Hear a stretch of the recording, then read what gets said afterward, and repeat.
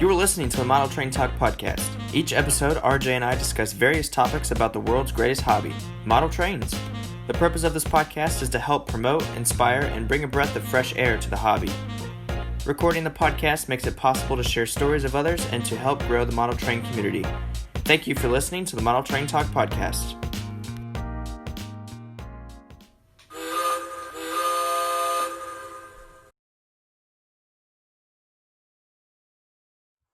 Welcome back to another episode of the Model Train Talk podcast. We are finally back from our break, and today we're talking to Jason. So, Jason, how you doing today? Pretty good, Sam. How about yourself? Not too bad. Just really excited to be back at it again with the podcast and bringing all this content out to everybody here on YouTube and Spotify. So, first things first, how did you get involved in the hobby? The way that a lot of people do. My dad had a layout that he would set up during the winter, and it was an old post-war. He had an old post-war Lionel steam set on a really small, maybe 4x6 sheet of plywood, but it only came out in the winter. So the rest of the year, I would try to sneak into the workroom and see the layout stored away, and was excited every time I knew it was going to come out again. And trains were always kind of in my life as a kid. We had a boat that was on the Vermilion River in Ohio as well, and where the boat was docked was right between the Norfolk Southern, the nickel plate line, and the Chicago line. So you had, like, at that time, though, it was still Conrail and Norfolk Southern. So the two busiest rail networks in northern Ohio were going right by where the boat was docked. So I was always seeing real trains going by. I had the toy trains in the basement, and as a kid, you grow up with a lot of TV shows. I mean, people are always like, "Oh, are you really into Thomas as a kid?" And I'm like, "Yeah, for a little bit," but really it was like the nice model trains and real trains that caught my interest and always kept my interest, particularly in the hobby as well. So unfortunately, my father passed away when I was 6, and I think the trains were a way that I connected to him in a memory sort of a way. And then as I got older, a few years later, and my mom remarried, my father, or my stepfather, was really supportive of the hobby as well. And he and I continued to build layouts, and people from church would help, and other people that were friends of my parents had layouts. And so there was always something that was like inspiring me to keep going, whether it was someone else's layout, real trains, or videos that I was getting from the public library that had, TM books and videos. I could see these guys with these massive train layouts, and I'd watch one of those and I'd be like, "Oh my God, like that's what I want someday." And I never really, I never fell out of love with the hobby. It's always been part of my life. That's really cool that you were able to, like, when you said you went to travel and on the lake and whatnot, and you were able to actually like be like with trains like all the time and see them go by, and you've kind of had them like around you all your life. You said you and your both of your parents built relationships, bonded with each other. I think the hobby does a great job of that, and even with like inspiration and stuff. I think, like, I mean, me and RJ have said this before. It was the TM books and videos for us. And so now I think a lot of people who are coming up that are even younger than us are going to YouTube, and people like you and people, just everybody. YouTube is a great way now to share that stuff with everybody. You know what I mean? Oh, absolutely. That's a big part of the reason why I do the YouTube videos. Initially, it was just it was something fun to do early on YouTube. I thought I had something kind of cool to show, and so I posted it, and it got some really positive feedback. And early on, it was, we're talking like 11 years ago when I first posted my first YouTube video, and I remember people like Eric Siegel that barely had a loop of track on their layout at the time, and Nick PGH Train Fanatic had just started his layout, and I had just started my layout, and many others were kind of catching on that, oh, this is a lot of fun to share content on YouTube and inspire one another to keep going. So it kind of fed into, we all kind of fed off of each other, and I think people still do that today. And it's probably the best way right now to promote the hobby and to get through to people who might be interested, or get them interested in the hobby. I personally remember you were one of the first videos that I remember watching on YouTube of the model train layouts, and so like your layout was like was an inspiration for my new layout, along with PGH Train Fanatic, because I remember watching his videos really early on too. Mm-hmm. And you were lucky that you were able to go out and actually see the real things. Me being from Long Island, we have commuter trains and that's it. So for me, it was the TM books that really introduced me to actual trains. And then from there, the modeling came from. And I think Sam has a similar experience. Even being from Indiana, you're from a vacuum of railroading. Yeah, there's some tracks around me, but there's nothing like where it's like super busy and trains are going in and out all the time. Like a couple weeks ago, actually a couple months ago, I was at a gas station getting some gas, obviously, and I heard a train coming. So I took a video and I showed it to RJ, and he's like, "Wow, you're rail fanning now. You started to accelerate, started to Yeah. progress." But yeah, I think it's really cool, and I think sharing each other's videos on YouTube and sharing content is a great way to promote the hobby. And it, like you said, it does push us, to go further, to expand, and to continue sharing and stuff like that. So with your layout and everything, like personally for me, when I watch your videos, you do a lot in like kind of a confined space, because you know how like Eric's and PGH Straight Fanatic, like it goes through a bunch of different rooms, and yours is kind of like in just this one room. Mm-hmm. And like with my Well, layout, he's got that big basement now for the new layout. that's true. That's true. We'll get to that. Yeah.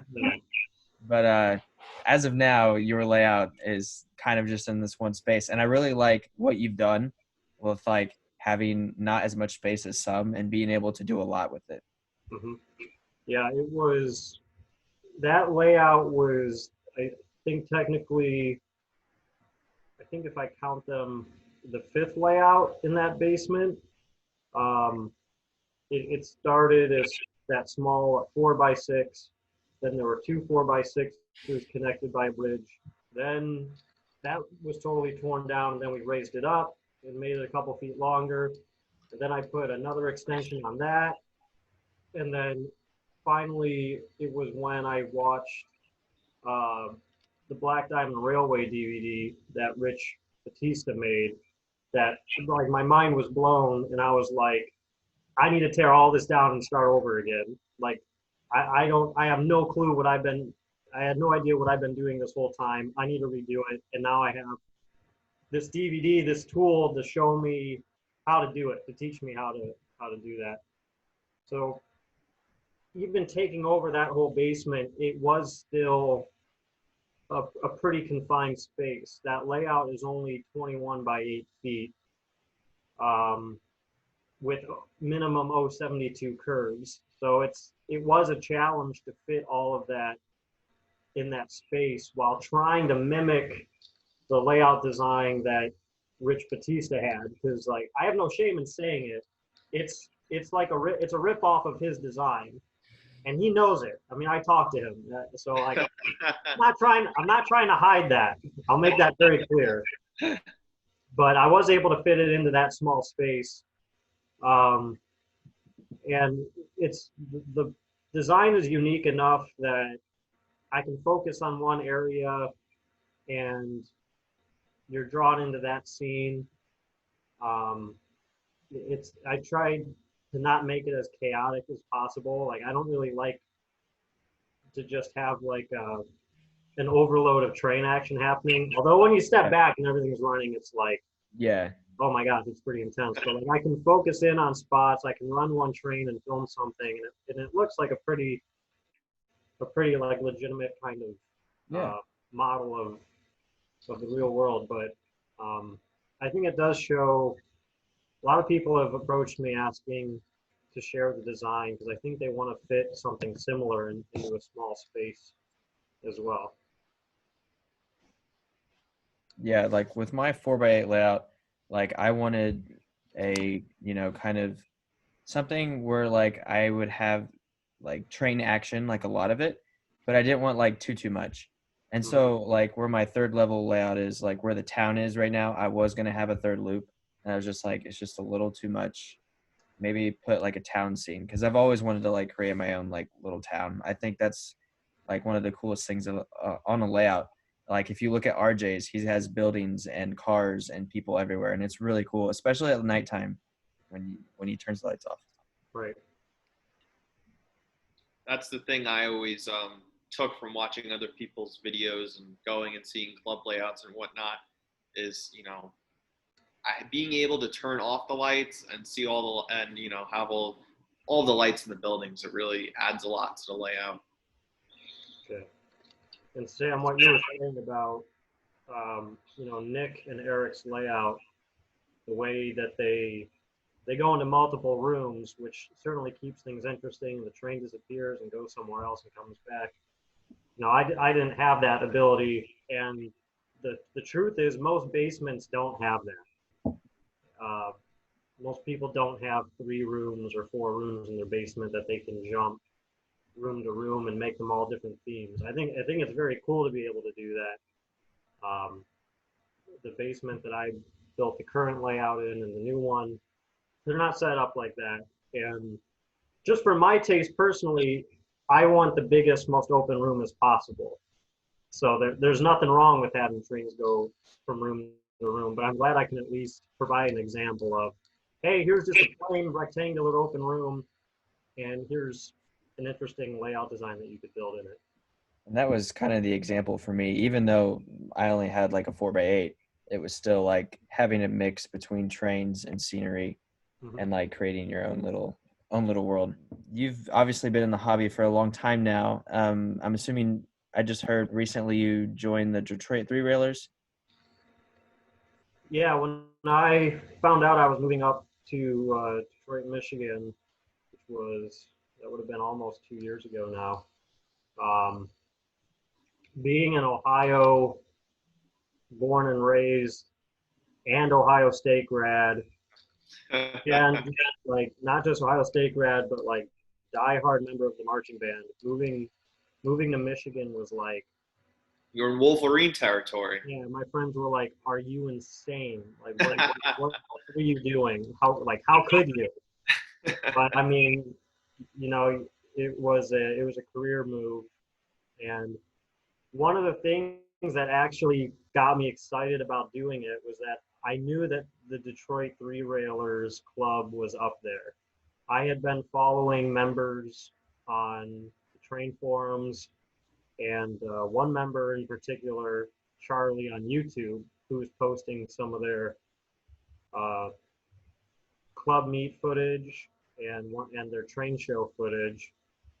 I knew they were up there. I knew they were a really popular group in the O Gauge community. So I reached out to one of them. It just happened to be Charlie, the one who was posting those YouTube videos and is one of the most active members in that club. And he knew who I was because of YouTube, which was really nice. So he knew I knew what I was doing, and I was pretty involved in the hobby. And they just invited me to first one of their outdoor meets last summer, and then invited me to a few more of their member meets. And like a few months ago, they were like, "Well, you're in. You're a member of Detroit Three Railers," which was great because um, that's something I'd never had growing up in the hobby, was a group of people that had the same interests, pursued it to the same extent that I did, if not even further. Some of these guys, their layouts they blow mine away. I mean, Norm Charbonneau is a member of the Detroit Three Railers, and I think his was maybe the second or third layout I visited when I became a member, and it was like I walked into his basement and I get to the first 3 feet of the layout, and I've seen his layout on DVD before and online, but like I couldn't even move past the first 3 feet of his layout.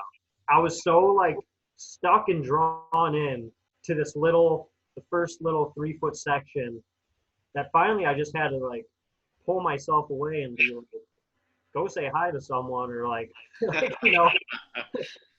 because I mean his work is just incredible. It's well known throughout the whole hobby, but so many of the other layouts in the club are just as inspiring. The ideas that people come up with, the designs they've made, they're just incredibly inspiring, and they're all great people. Like that's the best part. You run some trains and you talk trains pretty much the whole time, but like it's a good group of guys, and like we're all friends, and it's because we share the same interest, and they all have been so helpful and encouraging as I've started to get ready to build this new layout. I mean, again, my friend Charlie came over to my house to look in my basement when it was completely empty. And I kind of told him, this is what I'm thinking, but, I have to finish this basement first. And, that's going to be a lot of money. And I don't, blah, blah, blah. And he's like, oh, well, I'll help you out.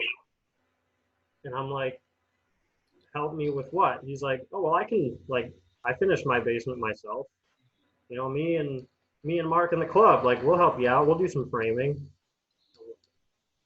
Okay, like, what what do you want? Like, what do I gotta pay? He's like, oh no, like this is we're doing this for fun. We're getting your train room ready. Like, you just make sure that you have Coke or a beer when we come over, and we're set. So like, I wouldn't even have this new basement where it's at right now without the Detroit Three Railers, and they're just the offers to help continue to pour in. It's an awesome group. I can't speak highly enough about that entire club. Like personally, like there's no clubs around me that when I was starting it out to my knowledge, so I just went to YouTube and stuff. And so hearing you talk about that really makes me excited to, once I get out of college, get a job, find a train club. And it sounds like to you've had a wonderful experience, and they provided you like the utmost respect, and it's just like a community, and everyone has each other's backs, and everyone's interested in what each other's doing and creating, and you collide and come together. Right, and it's a very this club in particular, I think, is unique because it's heavily based on the social aspect and friendship, and very little, I guess I'll say, BS. Like there's not dozens of bylaws and yearly fees, and it's a group of guys who just want to meet once a month, enjoy trains and talk trains, and like that's it. And for anyone else who's thinking of starting a club or joining a club, I think that's the way to go, because that's the way they do it, and it's been going real strong for years. All right, so shifting gears a little, I know that you made a video talking about MTH closing, but you're probably the MTH guy. All your layout update videos is MTH DCS layout. So that new layout, is it going to be the Lionel Legacy layout update series, or? Now let me make something very clear. I don't know how I became the MTH guy, but I guess it's because I title my videos MTH DCS. But besides that, I can't seem to figure out why I am the MTH. That's fine. I'll say this first of all. I love every manufacturer out there that's making trains, and I, I got into a bit of a comment battle, not a battle, but a couple months ago with someone who was really was unhappy that I dare say something bad about Lionel, and that I must be like getting paid by MTH or something, which was just ridiculous because I made the comment. I'm like, the if you saw the financial spreadsheet of what manufacturer I've spent the most money on in the past like 3 or 4 years, I could pretty much guarantee you it's on Lionel rolling stock. I've bought so much Lionel rolling stock in the last few years, but and it's not. I don't have Legacy because I think it's bad or I think MTH is better. MTH DCS was the bee's knees when I was building this last layout. 10 years ago, DCS was really popular and everyone was using it and everyone was buying it. It was the best in command control that was available. And so at that time, I said, well, this is the system I'm going to use and I'm going to stick with it, because at that time I was 18 years old. I was a senior in high school. I didn't have a career with a paycheck coming in that I had the disposable income to just, oh, well, I'll buy both systems. I'll buy Legacy and MTH, and I'll buy the MTH version of this and I'll buy the Lionel version of this. It was like I had to pick one or the other. Yeah. It just happened to be MTH. That being said, when I build this new layout, it's going to be wired so that I can run both DCS and Legacy. I don't have a Legacy engine yet. I did buy one a couple years ago, but I ended up selling it because I still didn't have Legacy. I was living in an apartment. I was years away from having, a house with a basement for a layout to build. So I love Lionel. I love MTH, and I really love Atlas too. And I miss Weaver an awful lot. And I have lots of K-line things. I've got a real mix of all the manufacturers. But as far as MTH goes, I mean, I'm as shocked as anyone. I'm in my last few videos. I've said I'm still hopeful that someone's going to pick up either the whole brand or maybe a product line of the brand. But I'm still going to have DCS on the layout. I have 40 or 50 engines that are all DCS, so I'm not gonna throw my TIU in the trash and never run any MTH engines again. I've still got a few on order right now, so Yeah. that was a mouthful. I'm in that position where you were at, when you were 18. I'm still in school now, and I just had to panic buy a TIU because they just shipped into dealers a week or two ago. Yeah. And I figured, I'd wait until Christmas when my part-time job starts up again, and I'll pick up a TIU then. Checked Monday or Tuesday how many, hobby stores had a TIU left in stock. I could only find one hobby store in the country that had a TIU in stock. And so, that's another, few couple $100, out the window of purchasing a TIU. And, I have my first Legacy engine on order, but right now I'm a huge MTH person. The only Lionel engine that I really have is the one that's on order right now, Legacy 10-wheeler. But, I still have 4 or 5 different MTH engines that I still want to pick up before they're impossible to find. Yeah. I mean, Lionel makes great engines, but there is still a reality that they're more expensive. Yeah. It's not a bad thing. They make a great product. Mm-hmm. But even myself, who loves this hobby as much as I do and spends a large amount of my income on the hobby, I still have to, pick and choose what I spend my money on.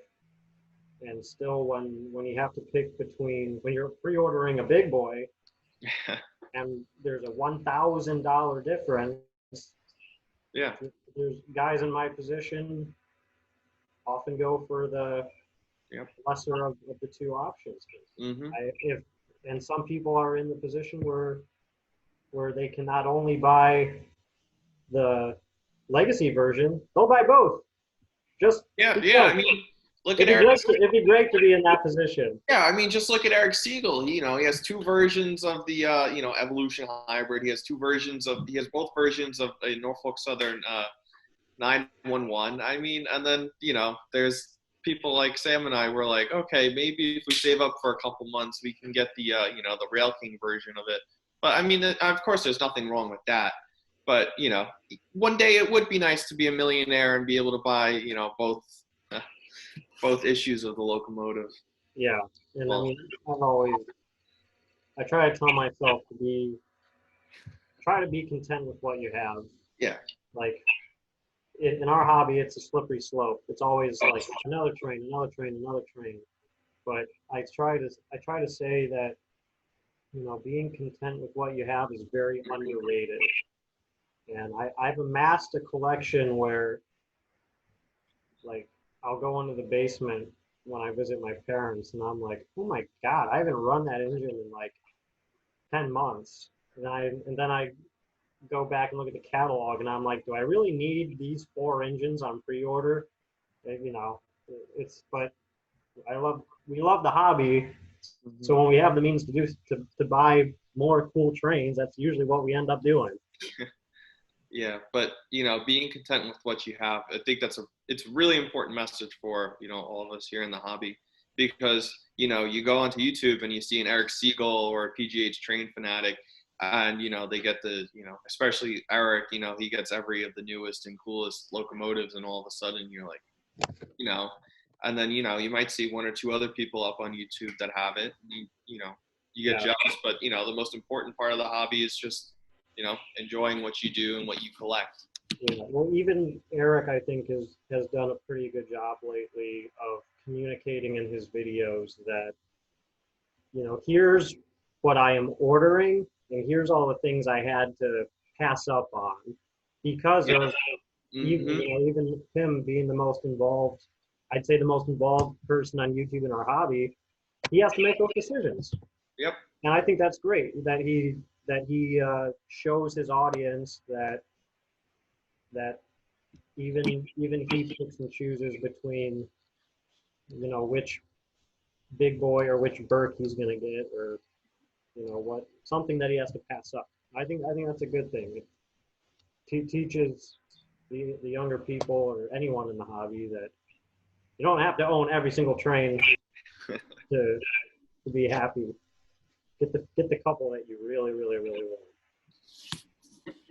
Usually for me, like we've been talking about this, like MTH and stuff, like RJ like recommended me to MTH because like I grew up around Lionel. I grew up around like for example, my grandfather's trains, when he passed away, we split them up amongst the 3 family members, and so my mom got some, and so we would get those out and run them at Christmas. Those were Lionel NPC steamers, and so that's what I grew up playing with. And then when I started to really get into the hobby and start buying stuff, I would just go to Lionel. I wouldn't even think twice. And so now that MTH is closing and RJ has really shown off that really cool Rail King K4 and the diesel, it's like, man, I really missed out, because it's kind of like that entrance phase into like legacy and all that stuff.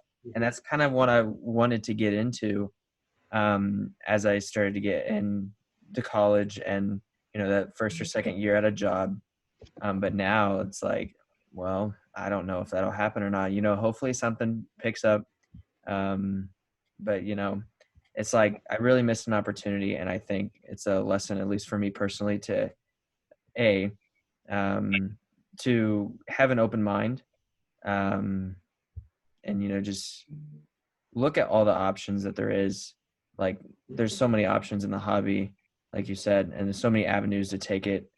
And then also, like, being grateful for what you have, because I was like, sometimes I would spend so much time like being invested in, like, okay, what am I going to get, with the money I saved up this summer.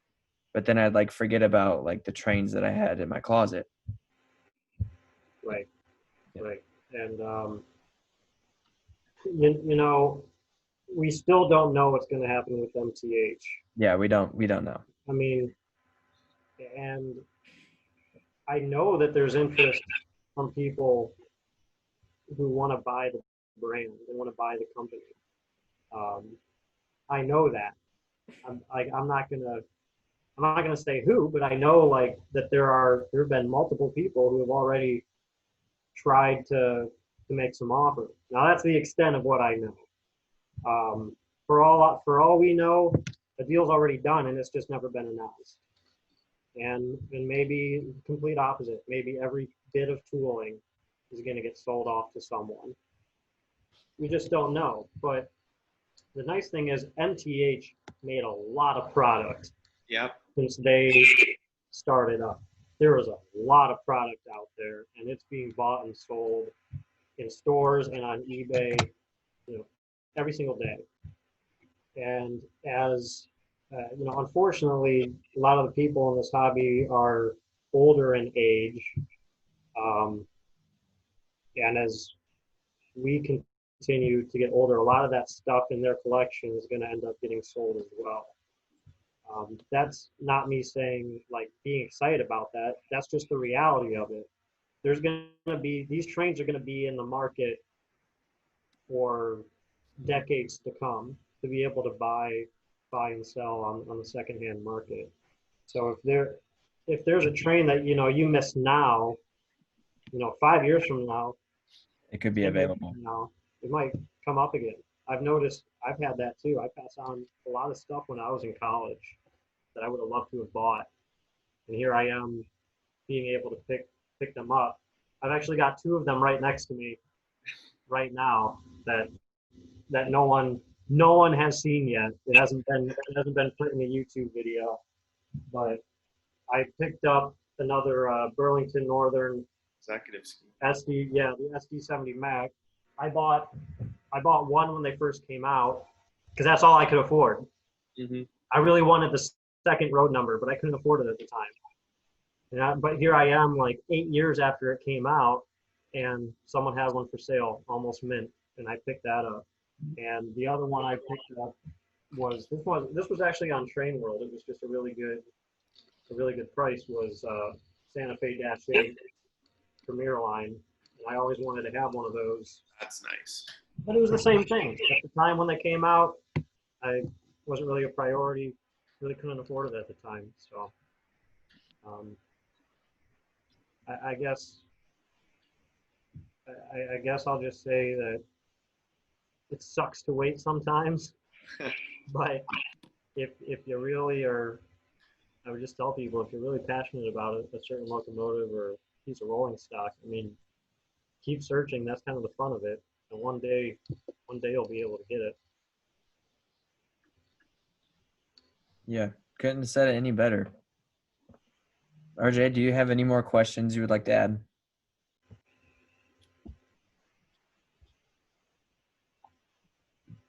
Not that I can think off the top of my head right now. You No. got one, Sam? If you give me. I'm not sure. Jason, do you have anything that you would like to talk about? Any closing final thoughts?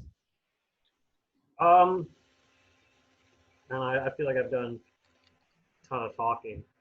I mean, it's just really cool to hear your side. I kind of talk about this all the time, but the reason why we're doing this is to get different opinions out there for everybody and maybe offer inspiration to somebody.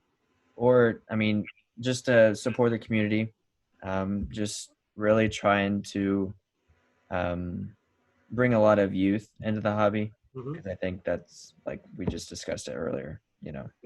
Well, I think it's great what you and RJ are doing, and how you guys have been putting out so much content, which is great. It's great to see, and trust me, I see everything that you guys put out, and like you said, it's great to see um, young faces in the hobby,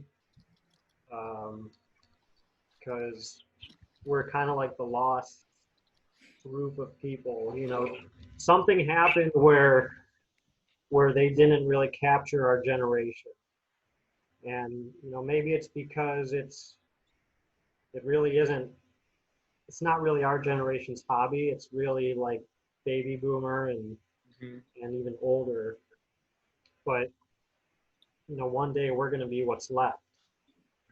And when people see what Sam, what you're doing, RJ, what you're doing, and when they see the different layouts that you guys have and the different stages that you're progressing in, and that's what like will get kids excited. Um, and YouTube is the perfect spot to do it because no one's like there's no Lionel commercials on TV. You No know, Johnny Cash saying, "Tell your parents to buy you Lionel trains." yeah, I mean it's a totally different market for this hobby these days, and I've tried to plead and argue all the time like the hobby it needs to shift towards it needs to be a bigger shift to promote our demographic. I'm not sure what the key is to I that, don't but know either. I couldn't tell you, but I mean, I I'm trying think to what you guys podcast. are doing Yeah. and what I try to do at this point is just promote. Yeah, and for us, really, it's, you know, 100%. the best thing that we can do is just, you know, keep turning out, you know, content and videos and whatnot.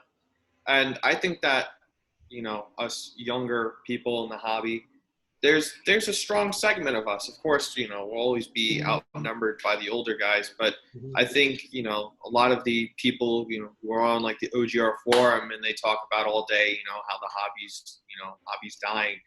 uh, I think if, you know, maybe if they were to explore just a little bit more, you can see that there's a strong segment of us on YouTube. And I know that Sam and I have both connected with a lot of people who may not necessarily have YouTube channels, but, you know, whether it be an Instagram page or even just, you know, A lot. talking trains or whatever, Yeah, there's a good segment of us. right. And that older generation needs to hopefully embrace our generation as well, and not look at us as like, well, they don't know what they're talking about, and they've only been in this hobby for so many years, and I've been doing this since I was a kid, and I'm sitting here like, look, man, I'm almost 30, so I've been doing this for essentially 30 years too. Like, I'm not brand new in this hobby either. Yeah. But I'm just kind of joking with that. But um, yeah, there is a segment of young people, and they're going to grow up, and they're going to have money, and hopefully some of them want to buy trains. I see it. You guys might know I'm really into cars. The cars are still popular among our generation, and you see the cars from like the 80s and the 90s. The sports cars that were considered crap back then are like skyrocketing in value. And it's because the kids of the 80s, 90s, and now 2000s are getting out of college, they're getting jobs, they're making money, and they want to spend it on the stuff that they liked as kids. And I'm that same way with trains. I think both of you are the same way as well. So I hope it drives the hobby a little bit.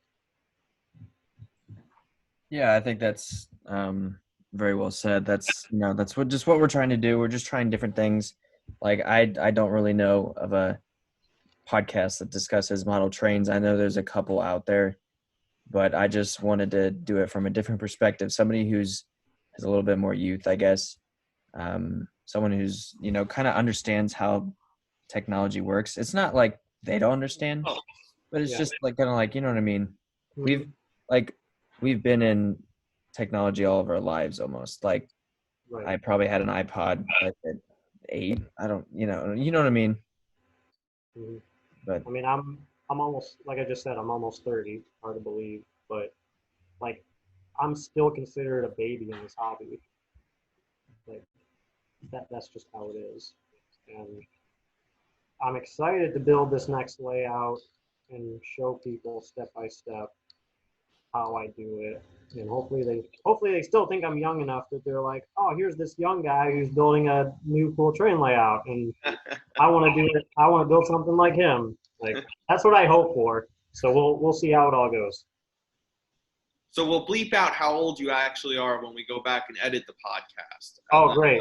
So you still nobody will know. It's fine. It's fine. I feel like I'm 21. So. We'll leave it at that. Yeah, but I'm very excited to see how your new layout progresses. I don't know how, but I ended up watching the entire video of you like redoing your basement, because at my old house, the one that I live with my parents, like the basement's unfinished. So like if I move into a house, so if I move into a house where it's unfinished, I know what to do. Yeah. Video. Yeah, there's a lot of things to keep in mind, and I'm impressed that you watched all of it.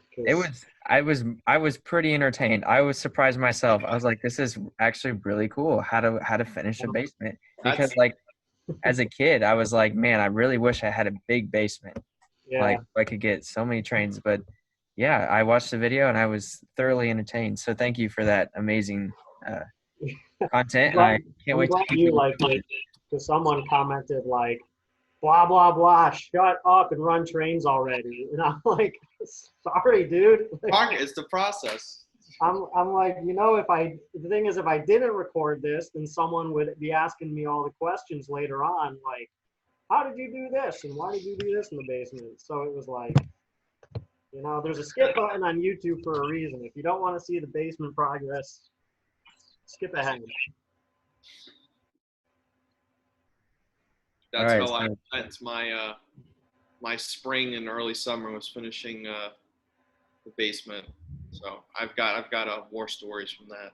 Yeah, it's good once you do it. You learn a lot of skills finishing the basement. Yep. Definitely. That's another great thing about this hobby, is that you learn electrical skills, you learn you learn how to working with wood and whatnot. Absolutely. It's not, we do it so that we can run trains, but there's another set of skills and talent required to make it happen. A very creative aspect, an engineering aspect. It's a very, very involved, very diverse set of skills to have to build a layout. Yeah, I think that's kind of all the topics of discussion me and RJ had. Unless RJ, have you thought of anything else you'd like to add? Nope. It's been a pleasure talking with you. Watching your videos for probably 10 years now. It's really nice sitting down with you and talking with you. That's great to talk with you too. Good meeting you both. Yeah, finally glad to meet the person behind the YouTube channel. All right, so this has been the Model Train Talk podcast. We are back from our break. We still haven't figured out an upload schedule yet, but we will soon. For now, please enjoy this podcast with Jason, and we will see you guys in the next episode.